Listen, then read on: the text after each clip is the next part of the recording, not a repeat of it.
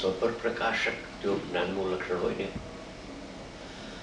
ખરેખર જ્ઞાનનું લક્ષણ હોય તો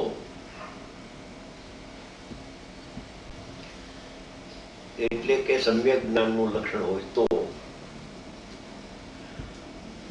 નિરોધનો જીવ પણ સમ્યક જ્ઞાની થઈ ગયો.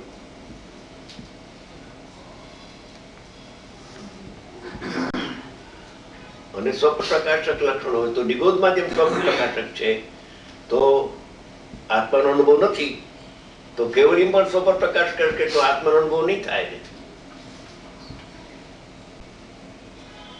લક્ષણ એવું હોવું જોઈએ જેમાં અવ્યાપ્તિ અતિવ્યાપ્તિ દોષ ના આવે, એનું નામ લક્ષણ.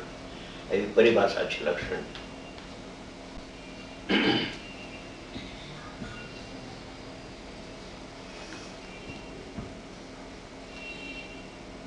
પ્રતિભાસ બે ના હોય, લક્ષ એકલું જ હોય.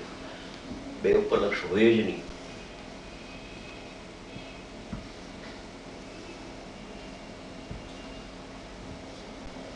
લક્ષ્ય એટલે અહમપૂર્ણ.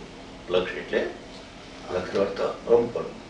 જેને જ્ઞાયક ઉપર લક્ષ થયું કે હું જાણનાર છું, જ્ઞાયક છું. પછી ઇન્દ્રિય જ્ઞાન દેહને જાણે, પણ દેહમાં આત્મબુદ્ધિ એને થતી નથી. કેમ નથી થતી ખબર છે? કેમ નથી થતી? લક્ષ સ્વ ઉપર છે. હા, એટલે પરમાં એના આમ પણ નથી પાછું. ઠીક.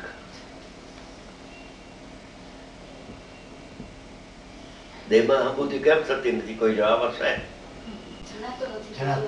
હે? હા, બસ. દેહને જાણતો નથી જ્ઞાની. તો જાણે તો એનો સિદ્ધાંત થઈ જાય. જાણતો જ નથી ને, અતિન્દ્રિય જ્ઞાની જાણતો જ નથી.